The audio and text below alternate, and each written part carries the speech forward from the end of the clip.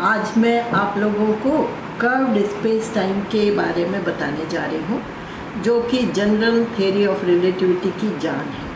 तो ये आप देख लीजिए, कर्व्ड स्पेस टाइम दिखाई दे रहा है। और ये वो बुक है जो आइंस्टीन ने लिखी थी और बहुत ही ज़बरदस्त, बहुत ही अच्छी बुक है, क्लियर कंसेप्ट देती है। जब भी आपको मौका मिले पढ़िए। आज का लेक्चर बच्चों बहुत इम्पॉर्टेंट है। इम्पॉर्टेंट क्यों है? क्योंकि ये इस ग्रेविटी सीरीज़ का लास्ट लेक्चर है। मैंने आप लोगों को जो कुछ भी बताया है या जो कुछ भी मैं बता रही हूँ, ये इनफैक्ट ना तो थ्योरी ऑफ रिलेटिविटी है ना मैकेनिक्स है, ये तो सिर्फ एक ओवरव्यू है। अगर आप में इंटरेस्ट पैदा हो जाए, इसलिए मैं ये सब बता रही हूँ।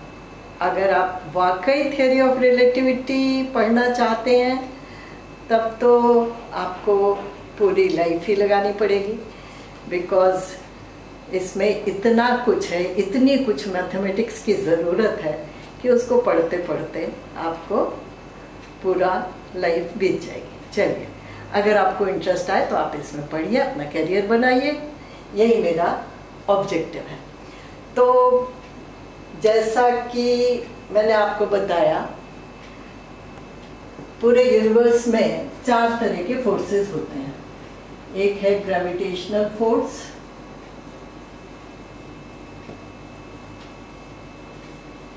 ये बहुत वीक फोर्स है। Electromagnetic force,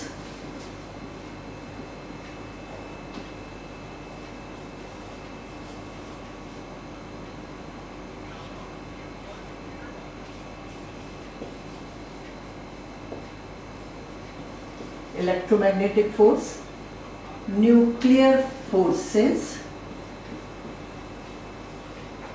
nuclear weak force और nuclear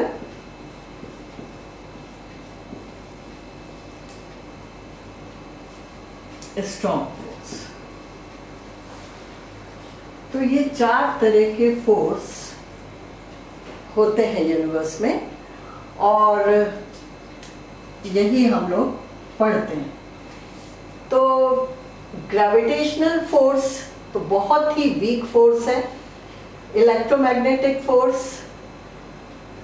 स्ट्रॉन्ग फोर्स है, इसको आप स्विच ऑफ कर सकते हो। न्यूक्लियर फोर्सेस वीक भी होते हैं, स्ट्रॉन्ग भी होते हैं। ठीक है, अच्छा, अब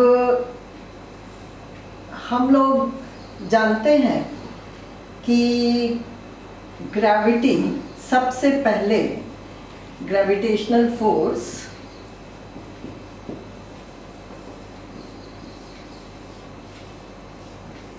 का फॉर्मूला न्यूटन ने दिया। और उन्होंने क्या दिया? ग्रेविटेशनल फोर्स जो होता है वो बराबर होता है G m1 m2 divided by r square के। m1 एक बॉडी का मास है, m2 दूसरी बॉडी का मास है, और r उन दोनों के सेंटर ऑफ मास के बीच की दूरी है। तो इस फॉर्मूले से क्या डिराइव हुआ था? Planetary motion. मतलब कि अगर ये फोकस है तो फोकस पे सन है और बाकी सारे प्लैनेट्स उसके चारों तरफ इसी तरह के इलिप्टिक ऑर्बिट में घूम रहे हैं। अर्थ है, जुपिटर है, सैटर्न है, जितने भी प्लैनेट्स हैं सब घूम रहे हैं। तो ये सब चीज़ें तो न्यूटन ने बता दी, लेकिन और सबको लगा भी कि हाँ भाई, ये तो बहुत ही एक्यूरेट है, इनके सारे रिजल्ट्स भी बहुत एक्यूरेट हैं। हेली कॉमेट्स के बारे में प्रिडिक्शन हुआ, 76 ईयर्स में आएगा। 76 ईयर्स के बाद फिर देखा गया कि वाकई वो आ गया। तो यहाँ कोई फैलेसी नहीं थी। लेकिन उसके बाद आए आइंस्टीन। आइंस्टीन ने हर कुछ पे सवाल उठाए। 200 ईयर्स के बाद आइंस्टीन आए थे और उन्होंने कहा कि ग्रेविटी, उन्होंने दो theory the, theory of relativity, special theory of relativity and general theory of relativity. आपको पता है आइंस्टीन सुपर ब्रेन थे, इतना ज़्यादा कि उनकी डेथ के बाद उनके ब्रेन को प्रिजर्व किया गया। क्यों प्रिजर्व किया गया? सब लोग जानना चाहते थे कि आखिर उसमें क्या है, क्योंकि आइंस्टीन जो है वो एक्सपेरिमेंट्स करके रिजल्ट्स नहीं देते थे, वो रिजल्ट पहले देते थे, फिर बाकी साइंटिस्ट लोग उस पर एक्सपेरिमेंट्स डिज़ाइन करते थे और करते थे। एक बार उनकी वाइफ से किसी ने पूछा कि अरे इतने महान साइंटिस्ट हैं, इनकी लैब कहाँ है? तो वाइफ ने बताया दिमाग में। उसके बाद लोगों ने पूछा इनके इक्विपमेंट्स कहाँ है, क्या है, ऑब्जर्वेटरी वगैरह होगी? तो उन्होंने बताया ये रहा इक्विपमेंट, यानी पेन। बस कागज़ और पेन की हेल्प से और अपने दिमाग की हेल्प से वो नए नए फॉर्मूले बना लेते थे और दे देते थे। बाकी लोग उस पर एक्सपेरिमेंट डिज़ाइन करते और एक्सपेरिमेंट करते और देखते कि बिल्कुल सही सही रिजल्ट्स निकल के आ रहे हैं। ठीक है, तो न्यूटन ने एक थॉट एक्सपेरिमेंट ये सोचा कि भाई अगर अर्थ सन के चारों तरफ घूम रही है तो इन दोनों के बीच में एक फोर्स है, वो फोर्स दोनों एक दूसरे को आपस में खींच रहे हैं। ठीक है, कैसे खींच रहे हैं फॉर्मूला आपको मालूम है। न्यूटन ने सोचा अगर हम सन को हटा दें तो क्या होगा? आप सोच सकते हैं सन को हटा दें तो क्या होगा? जब दो मास ही नहीं रहेगी तो आप फोर्स को कैसे डिजाइन करेंगे?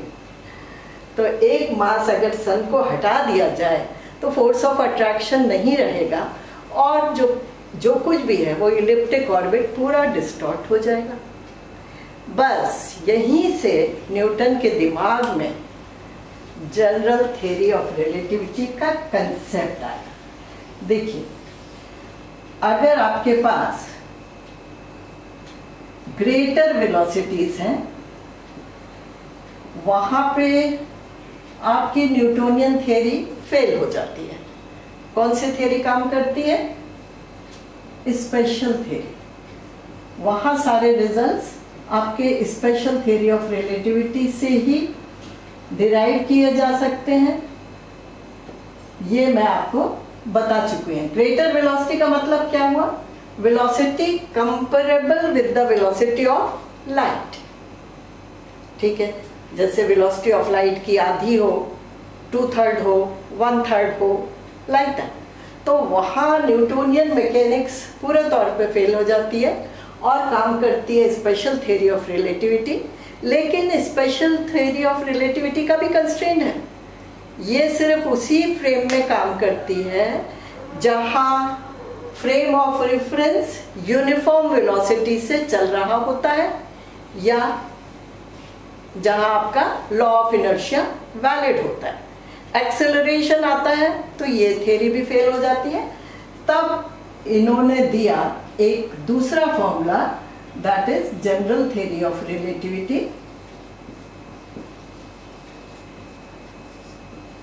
लेकिन इस पे का बेस क्या है? इसका बेस है मास और एनर्जी।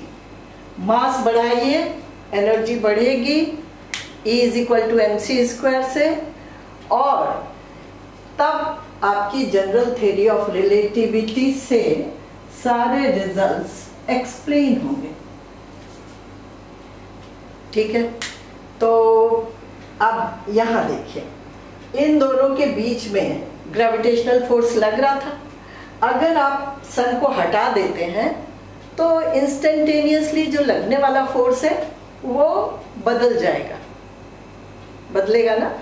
तो क्यों ये फोर्स काम करता है? ये जो सन है इसकी मास की वजह से ये जो स्पेस टाइम है इसके नेबरहुड में वो कर्व्ड हो जाता है। तो उन्होंने कर्व्ड स्पेस टाइम का कंसेप्ट दिया, कर्व्ड स्पेस टाइम। और स्पेस और टाइम ये दोनों इंटरलिंक्ड हैं। ठीक है, तो इन्होंने क्या किया, आइंस्टीन ने जो थ्योरी दी उसके बैकग्राउंड में जो ज्योमेट्री है उसका पूरा कंसेप्ट बदल गया। यूक्लिडियन ज्योमेट्री अब काम नहीं करेगी। कौन सी ज्योमेट्री काम करेगी? सारी स्पेस में सारी लाइंस कर्व्ड हैं, स्ट्रेट लाइन कोई है ही नहीं। तो जो ज्योमेट्री काम करेगी वो रीमानियन ज्योमेट्री कहलाती है। और रीमानियन ज्योमेट्री में क्या होता है, हर लाइन कर्व होती है और angle of 3 angles of A triangle इनका सम ग्रेटर देन 180 होता है। तो आइंस्टीन ने कहा कि चूंकि पूरा मैटर जो है वो रिलेटेड है स्पेस टाइम से, तो इसका मतलब ये है कि मैटर की वजह से, मास की वजह से स्पेस टाइम में कर्वेचर पैदा हो रहा है ना। बहुत मजेदार कंसेप्ट। आप इसको समझने के लिए एक और उदाहरण ले सकते हैं। एक बड़ा सा चादर ले लीजिए, 4 कोनों पे उसको बांध दीजिए। अगर आप उसमें एक बॉल डालते हैं तो बॉल क्या करेगी, कर्व बनाएगी, बीच में जाके गड्ढा बना देगी, उसमें चली जाएगी। तो मास अगर आप बढ़ाते जाएंगे तो कर्वेचर बढ़ता जाएगा। तो एक्सेलरेशन ड्यू टू ग्रेविटी जो g है वो कर्वेचर के प्रोपोर्शनल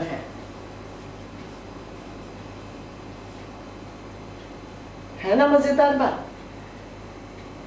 तो जो एक्सेलरेशन जो जनरल स्पेशल थ्योरी में नहीं डिफाइन था, जनरल थ्योरी में ये पाया गया कि एक्सेलरेशन या फोर्स नाम की कोई चीज है ही नहीं। वो सारी चीजें सीधे सीधे आपके स्पेस टाइम को इफेक्ट करती हैं और कर्व्ड स्पेस टाइम का कंसेप्ट आया।